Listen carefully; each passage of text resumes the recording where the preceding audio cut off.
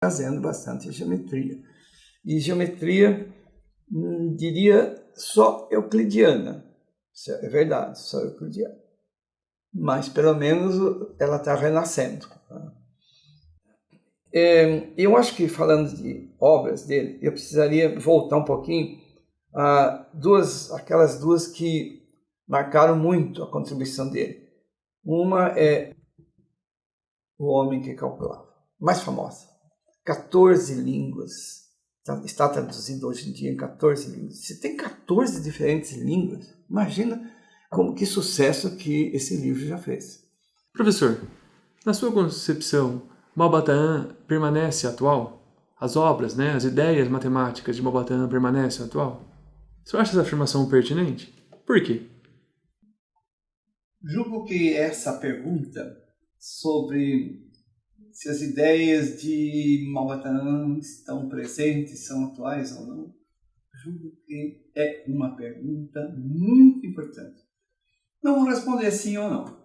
Eu vou dar algumas informações e você julga o que você acha, se são atuais ou não.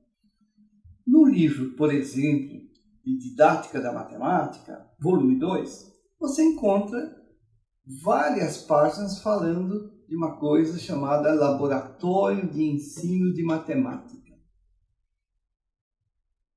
Exemplos de materiais didáticos que poderiam ser feitos pelo professor e seus alunos em cada escola, de acordo com a sua realidade, de acordo com o contexto educacional onde a escola está inserida, de acordo com as sucatas possíveis. Tudo isso está no livro que ele escreveu, Didática da Matemática.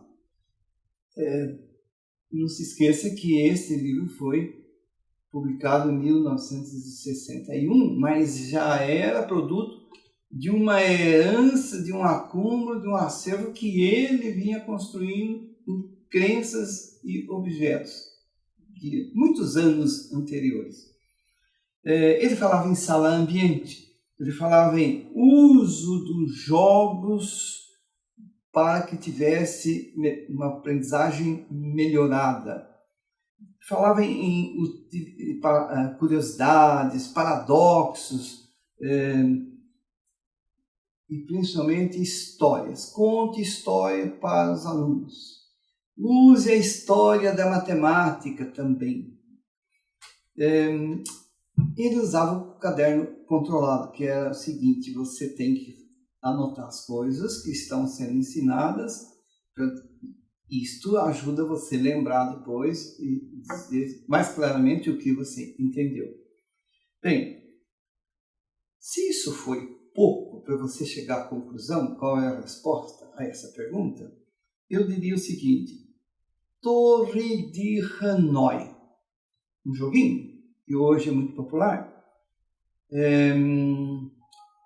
Geoplano, ou então faixa de Möbius, pontes de Königsberg, introdução para a topologia, tudo isso você acha na página 69 desse livro que mencionei, Didática da Matemática. Portanto, bastaria isso para você concluir que ele está, sim, muito atualizado nas propostas que fez há 50 anos atrás. E mais ainda, se você for consultar, você vai verificar que ele não só dizia sobre essas coisas, recomendava o uso, como ele dizia lá, bem claramente, as finalidades didáticas de cada um. Espero que eu tenha convencido você daquilo que eu acredito. Ele está muito atualizado. Professor, conte-nos algumas curiosidades malbataânicas. Curiosidades de Malba-Tahan? A pergunta é ampla, não sei no que reside o seu interesse, mas eu tenho sim algumas respostas para isso. O próprio Malba-Tahan era uma figura muito curiosa, né? Ele tinha, desde criança, tendência para escrever, que hoje está tão raro encontrar essas coisas, tanto que ele descobriu que ele podia vender redações para os colegas. E com isso ele comprava chocolates, que ele gostava muito, E também pagava a passagem de bonde no Rio de Janeiro para colegas. Outra curiosidade que Malbatã tinha, desde criança, colecionava sapos, né? Sapos. Depois, como conferencista, adulto, descobriram esta curiosidade e aí ele passou a ganhar sapos de porcelana, de madeira e passou a ter uma nova coleção de sapos. Essa coleção de sapos, a qual me referi agora, está aqui no acervo da Faculdade de Educação da Unicamp, no acervo de Malbatã. Uma outra curiosidade, ele dizia que a inspiração para escrever vinha do chão, então ele se punha descalço. Também costumava acertar, cortar, alinhar o cabelo dele diariamente. E gostava de jogar bridge, com baralho, com os amigos. E gostava do jogo do bicho também, né? Agora, uma coisa que sempre chamou minha atenção é a seguinte.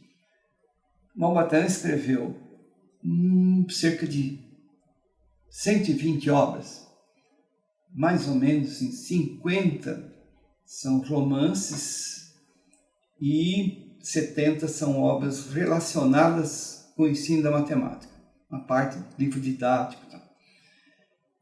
Quando perguntado qual era a obra preferida dele, eu imaginava que ele fosse dizer algum livro sobre educação matemática, algum livro romance. Então.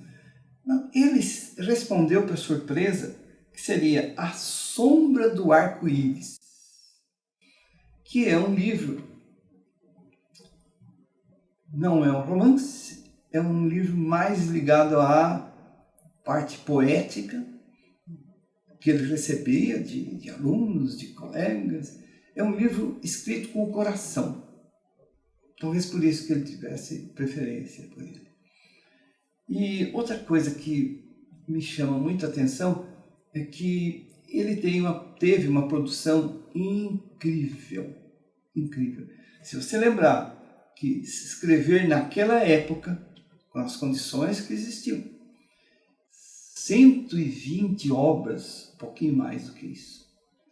Isso é uma produção incrível para qualquer pessoa, mesmo hoje em dia, né? Com toda a tecnologia. Ele não ficava só escrevendo, ele tinha muitas palestras, acho que nunca ninguém deu tantas palestras quanto ele. Viajava muito, muito. Quilômetros consomem tempo e energia.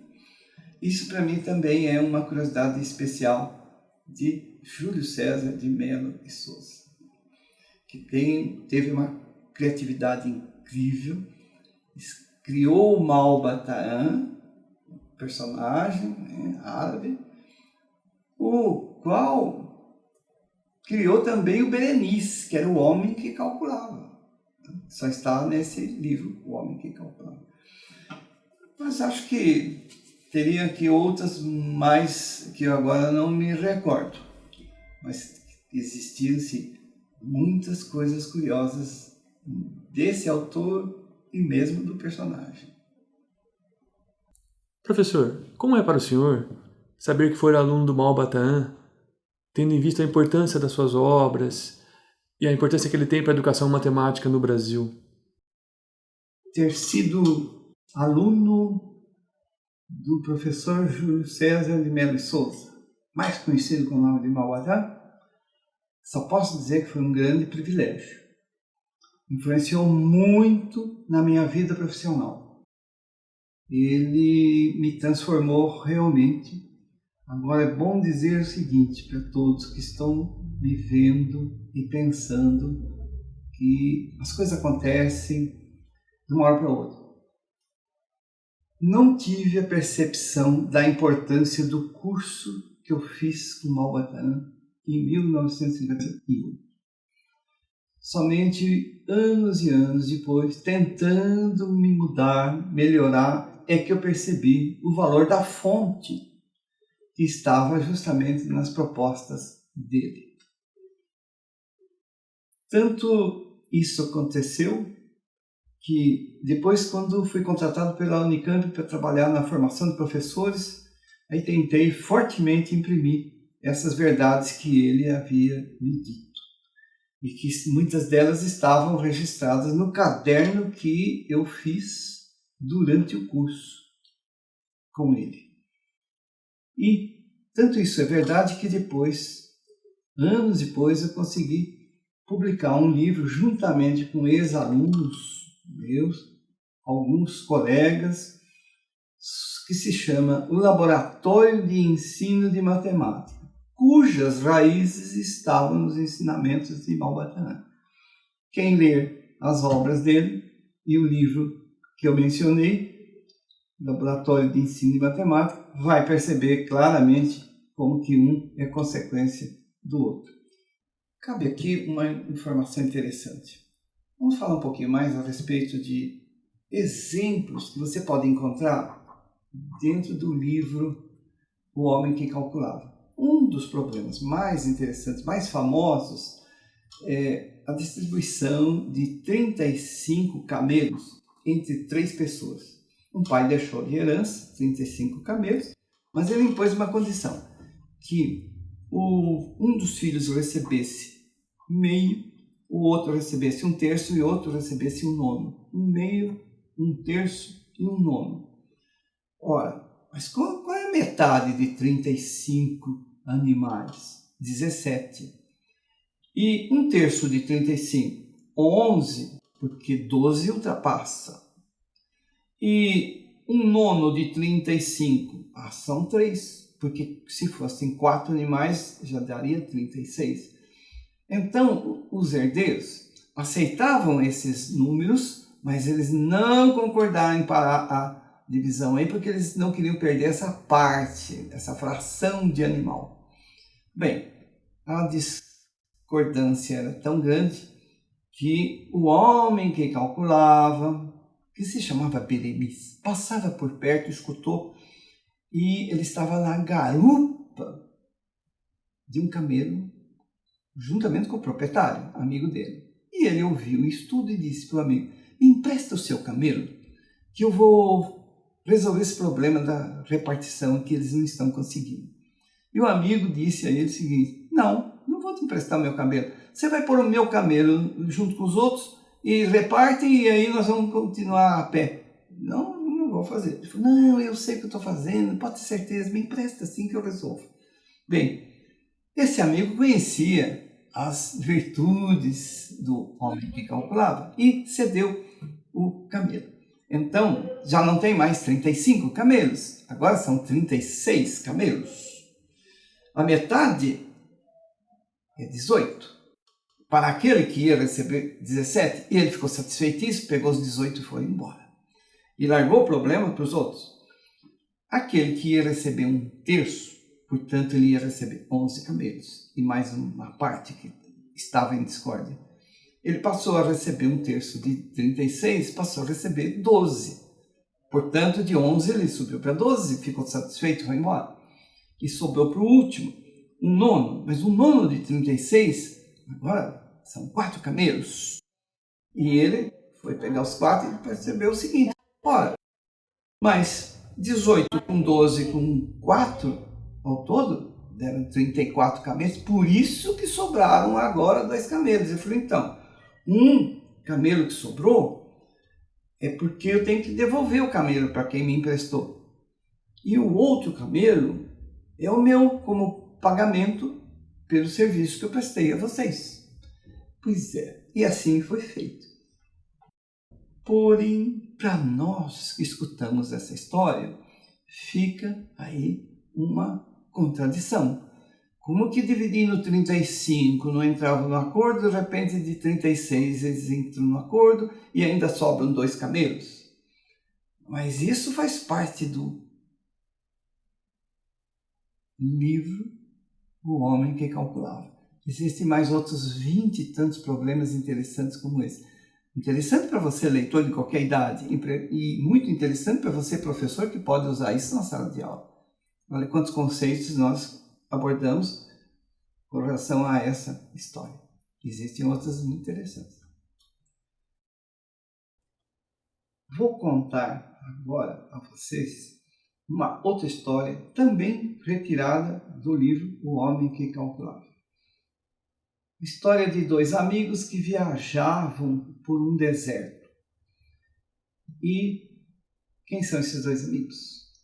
Um é o dono do camelo, o outro é o que está na garupa. O que está na garupa era o Beremis, o homem que calculava. Eles tinham 8 pães para fazer essa travessia, além de água. 5 pães era do homem que calculava e 3 pães era do amigo, o dono do camelo. E eles se deparam com alguém ao longo da viagem que tinha sido assaltado e estava moribundo, sem água e sem comida. Resolveram cuidar dessa pessoa e matar a fome e dar de beber. E para isso, o problema de matemática se estabelece.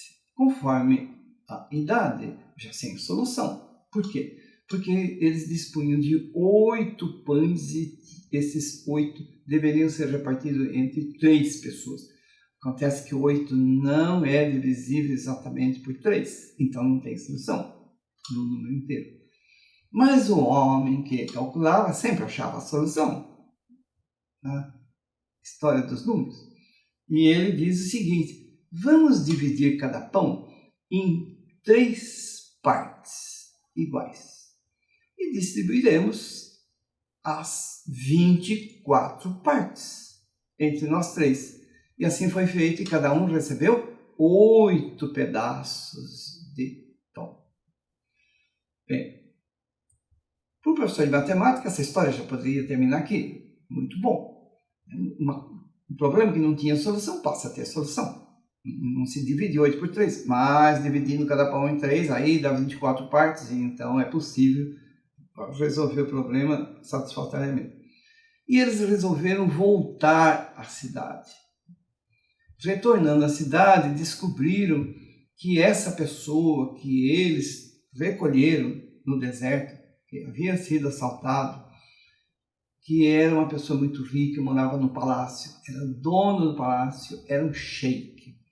E esse sheik exigiu que eles não partissem de viagem em seguida, que ficassem hospedados ali por alguns poucos dias.